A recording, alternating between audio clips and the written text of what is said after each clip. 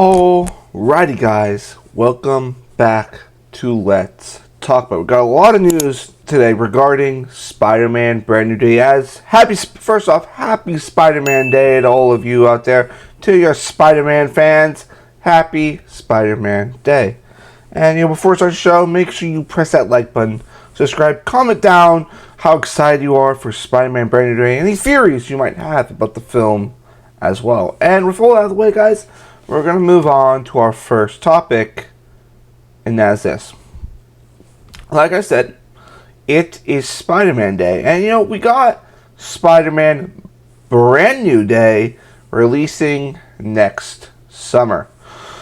And everyone's been dying. Everyone's been dying to know more about the movie. They just started filming. And there have been some pictures of them getting the set ready. But the one thing we always look forward to when a Spider-Man movie is coming out is what is the suit going to look like? Because we always wonder, what is the Spider-Man suit going to look like, or any other superhero, but mainly Spider-Man. And people were wondering, is it going to be the same suit that we saw at the end of No Way Home? Well, Marvel and Sony decided to put out a little 9-second teaser today showing us a little glimpse of the suit. And this is a new article by Deadline. Tom Holland's Spider-Man Brand New Day costume gets teaser. Something brand new is coming. Now, I did watch the 9-second teaser, and the tagline is something brand new is coming. And I gotta tell you, this suit feels the most comic I've ever seen a Spider-Man suit look. Listen, I think now, with the release of Superman, with the release of Fantastic Four, that we can do comic book accurate stuff. Look at Superman. Superman, that is a comic book world. Fantastic Four, that's very much a Jack Kirby, Stan Lee inspired world. And I feel like we're getting this new renaissance of comic book movies that aren't just, comic book movies, people only going to see them if they take part in kind of reality and they look more realistic and more, demure or more something like that. I think we're entering new age. We're we can see the stuff we see on the pages come into real life, and I think Superman and Fantastic Four really opened that door. And this suit, oh my god, this suit, just by the little bit we see in here, we only see the emblem and the web stitching on the suit. This suit already looks 1,000 times better than the previous Tom Holland suits. Listen, out of all the Spider-Man suits, I have not enjoyed the Tom Holland suits because they have gone CGI. They have made the Spider-Man suit CGI and made it all techy. And for me, Spider-Man, his suit had tech in it, like in his web shooters and stuff, but the suit itself was never, tech, never really needed technology. And it kind of just felt like another Iron Man suit whenever he wore it. I'm excited that we're getting this Spider-Man who is going to be by himself, has no one in his corner. And that he has to make his own suit. And, of course, I think I really did kind of like the end suit at No Way Home. I thought that was a very much more, comic accurate, Spider-Man suit. But I'm looking at this suit, and I'm I will take this, heavily, handily crafted Spider-Man suit over the CGI, suit that Tom Holland used to have. And I think, they want to do this practically. Because I think as we've seen that in the superhero genre, if a lot of movie feels practical, I think you can get more engaged in the world. I look at Fantastic Four.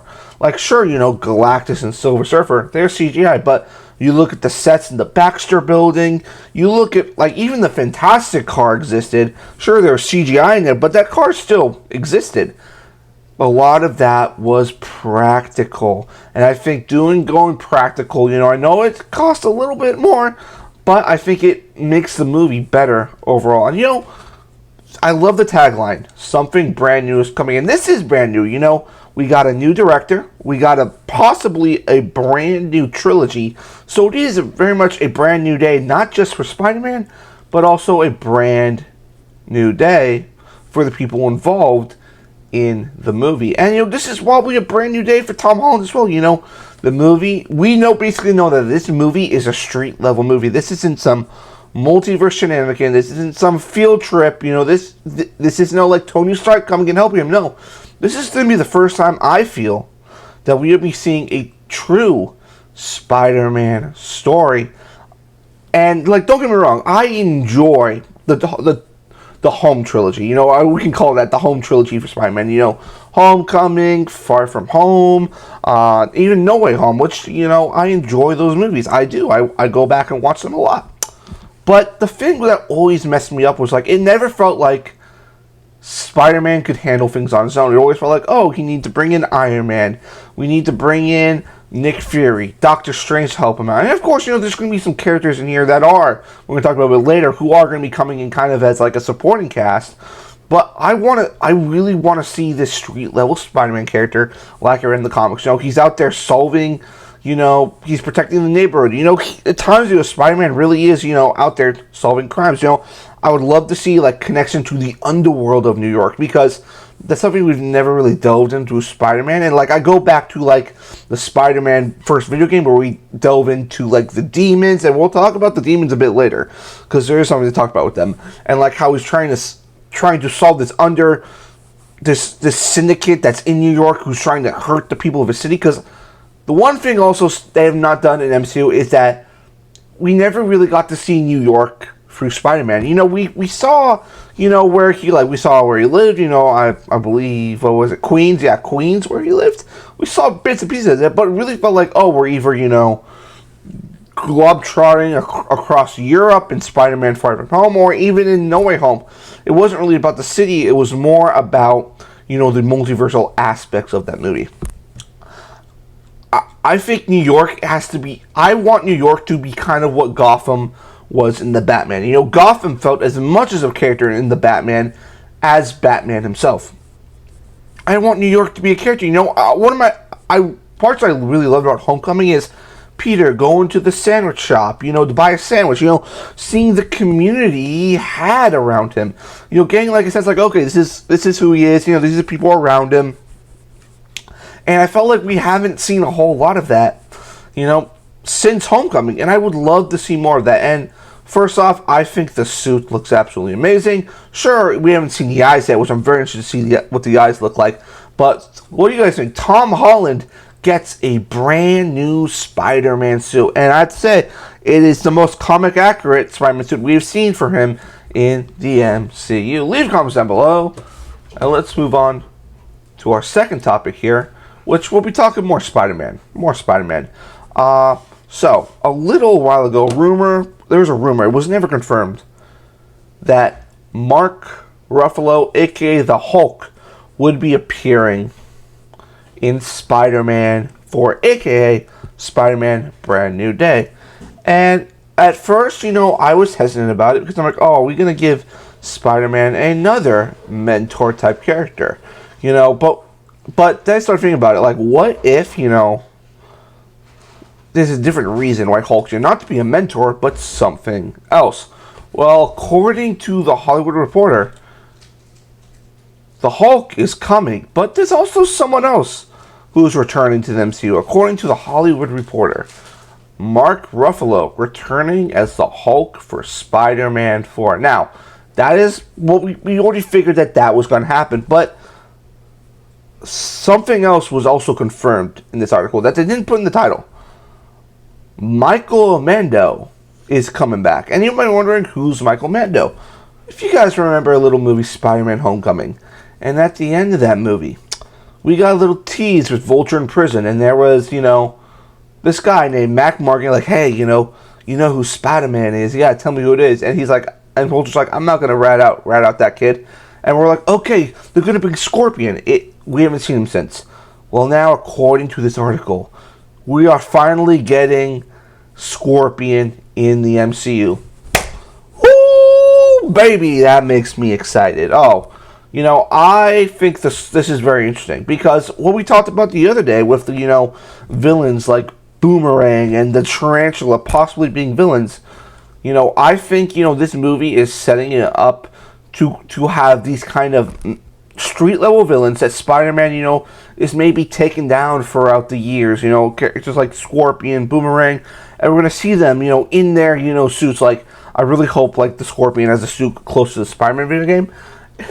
And, I do think that the movie is going to do a bit of a time jump for Tom Holland. I would suspect maybe they even do a time jump like a year or two, into him being by himself and kind of being this lone wolf type of superhero that no one else knows in the superhero world. And, having those characters as well also gives room to, like, hey, we also got the Punisher in here, who's very much dealing with that New York level crime, which we're going to see more about what he is doing, when we see I believe the Punisher special in Daredevil Season 2. And I've been very excited to see the Punisher brought to the big screen, especially in a Spider-Man movie. And if you are not a comic fan and you know of the Punisher, he plays a very important role into one of the most saddest Spider-Man stories, the death of Spider-Man, where, spoiler alert, in that comic, the Punisher accidentally kills Spider-Man.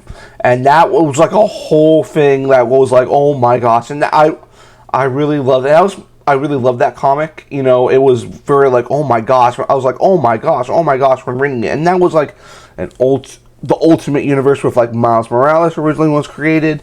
The Ultimates, it was it was a really I really liked that Ultimate Universe they had like back in around when the Tobey Maguire movies were coming out. But I think the biggest thing here is that Michael Mando's coming back, because I was under the impression that I would never get to see this guy again. And I think Michael Mando is a terrific actor. Listen, this guy's been in Better Call Saul. I believe he was also, oh my gosh, Breaking Bad. My God, I know you guys are going to hate me that I forgot what Breaking Bad was for a second, but he was in Breaking Bad, Better Call Saul, and I think this guy is a terrific actor. Like, I think, like, this guy's, like, when I watched those shows, when I watched him in those, I'm like, damn, we were really missing out with him as Scorpion. I'm so glad they decided to go back and see him. Of course, we did see, if you watch the Friendly Neighborhood Spider-Man show, we saw a bit of Scorpion. And, this is so exciting, guys, because it really sets the stage that we are not going to be going, the big multiverse route. This movie is not it's going to be a smaller scale. And I don't mean small scale like, it's not like a world-ending event. It's Spider-Man dealing with crime in New York, which I love. And, if they do the Scorpion route, if they go to his origin, especially involving J. Jonah Jameson, I think this could be very interesting. This could be very, very interesting. And, I have so many things, like, I'm thinking what this movie can be about, that, like, I don't want to raise my expectations, like, oh, I want to see this, I want to see that. Like, I think we're going to get a lot of villains in this movie. I think we're going to get villains, because I think we're going to get a montage, kind of what we saw in Fantastic Four, of, like, what's Spider-Man doing for a year? Who's he been busting? Like, what are the criminals been fighting? And I think, I hope the Scorpion plays a big role in the movie, but I do not think the Scorpion is going to be the main villain. With our next topic coming up, I'll kind of tell you who I think the main villain of the movie is. But guys, what do you think about this? Mark Ruffalo is officially returning as the Hulk for Spider-Man 4, but along with some very surprising news as well, that Michael Mando will return as the Scorpion to Spider-Man 4 as well. Leave your comments down below. Let's move on to our third topic here today. And again, we're doing some more Spider-Man. Okay, so as I said in the beginning of the video, they have just started shooting Spider-Man Brand New Day. And of course, everyone's been speculating, like, oh my gosh, we're going to get a look at the suits. Like, we're going to see Peter Parker and the Frank Castle in a scene together. And the big question still is, who is going to be the villain? Like, who is the main big boy in this movie? Some people said, oh, maybe it's Hammerhead, maybe it's Kingpin, or maybe it's just a bunch of villains, because we haven't gotten teasers of characters like Scorpion and Boomerang and the Tarantula. Like, maybe the villain of this movie is just a whole bunch of villains. Maybe even Tombstone's the villain, diving deep into the crime aspect in this Spider-Man story. Well, according to a new report by the comicmovie.com and some behind-the-scenes photos, I think I have a pretty good estimate who's the main bad guy in the Spider-Man movie. According to a new article, rumor, details on major Punisher Spider-Man Brand New Day scene revealed as vehicle spotted on set. Now, I'm going to show the vehicle. I'm going to show it because there's some pictures. And interesting, like, this vehicle is very tactical, very, tank-esque. It looks very comic booky. It looks very much like a vehicle you find like in a war zone. But the interesting thing about it, which I want to point out, is that there is a symbol on this tank that looks like a demon. Now, you might be wondering, like, oh, demon, are you saying Mephisto was involved? Is this going to deal with magic? No. Like I mentioned before, there's a little video game called Spider-Man, where there was a gang that had demons. And who was the leader of that gang? Mr. Negative. I think that we are going to have Mr. Negative as our main bad guy. Now you're probably thinking like, oh my gosh, isn't that a bit too similar to the Spider-Man video game? I'm like, yeah, but you gotta think about it. I don't think a lot of people going to see this movie, have played the Insomniac video game. I'm sure there's going to be some people like me, but for a lot of people don't know who Mr. Negative is. People don't know who the demons are, you know? People are just going to go and it's like, oh, a new Spider-Man movie. Ooh, that sounds really cool. And, you know, I think Mr. Negative is the perfect villain for this movie. Like, if you want to do a major twist in the movie, like, set up, you got maybe like Peter Parker is at college, maybe his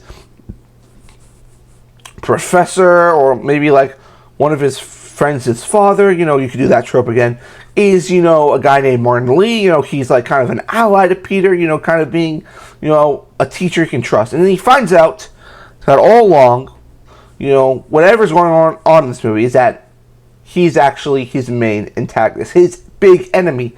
And, you know, that also brings in the Punisher, because we got a tank here, and Punisher's got that military background, but also I think Punisher's out here punishing some of the Spider-Man criminals that are out here as well, which is very, very cool to see. And this just makes me a lot more excited, because I think Mr. Negative is a very cool villain.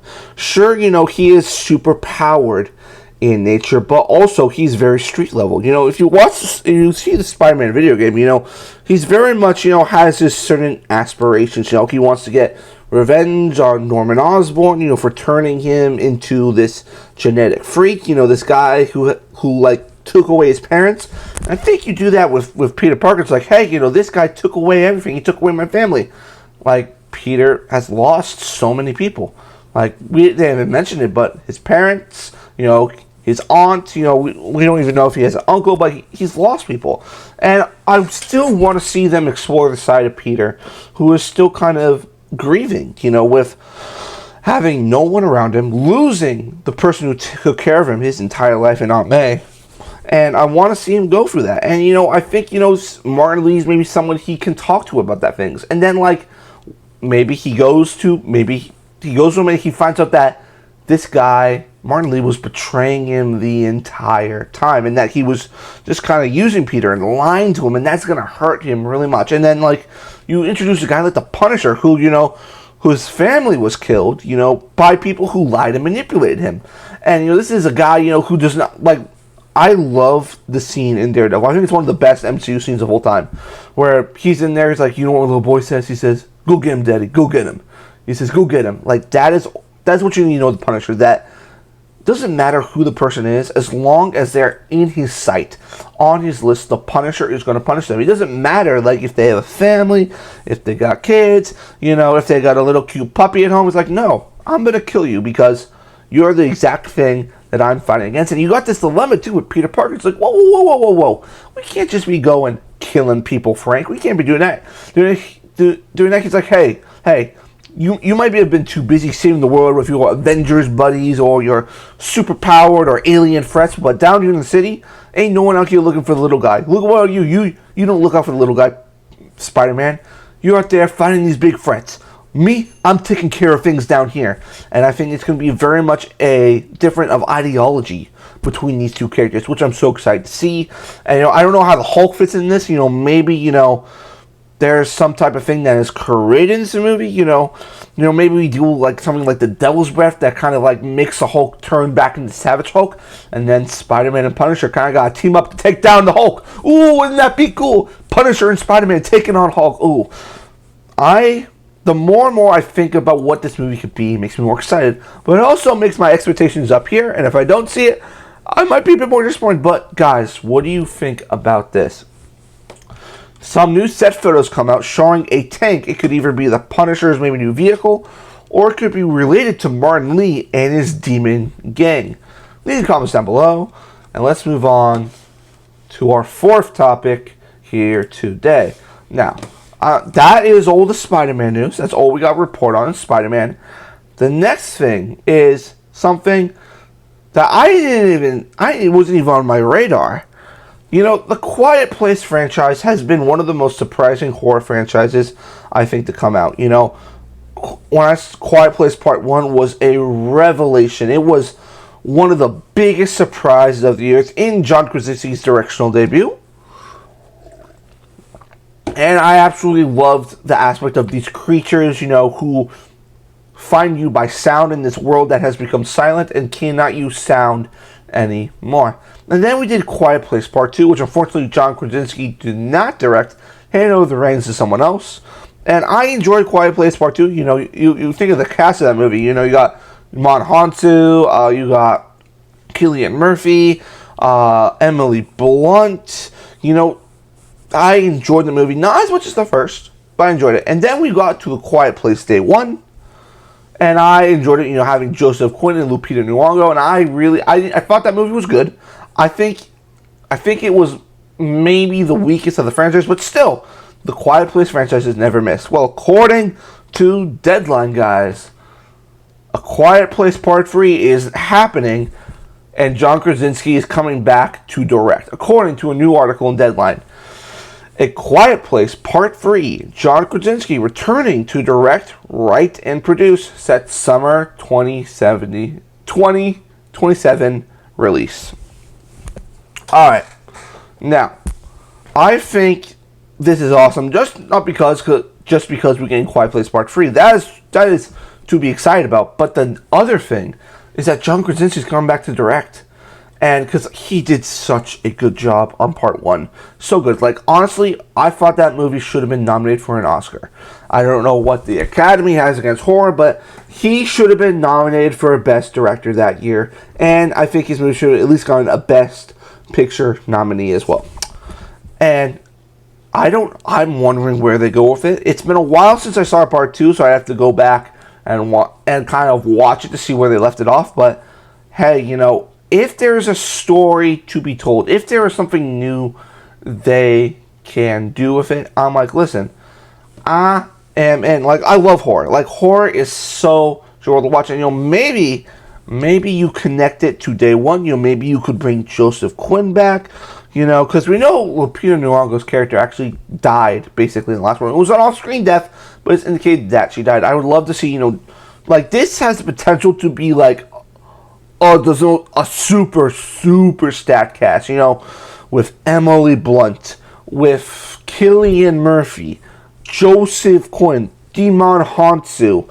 Like, oh my goodness, this cast has the potential to be stacked. And who knows who else will be added to the movie. I'm just wondering what the story will be. You know, maybe we'll finally find out the origin of the aliens. Because, sure, like, I think the whole thing for this movie is, like, we've never really dived deep into what is the origin of these aliens? Where do they come from? Why is it they came to Earth? There's never that reason. It's just a horror survival movie. That was what the last two were about. And of course they had the Quiet Place video game, which I did not play, you know, because, you know, it was just like a bit too creepy for me. I played enough first person of Resident Evil to know I could not handle that game. But it's like, what is the origin of these creatures? I would love for them to finally divulge that information. Like, you have John Krasinski, right? He's like, okay, maybe it's time I finally figured out what these creatures are, where they come from, and, like, is there a way to actually send them back and get them off the planet? Like, that would be interesting to see, because, you know, you don't have to do it. You could just do another survival, you know, Quiet Place movie, you know, like you did the other three.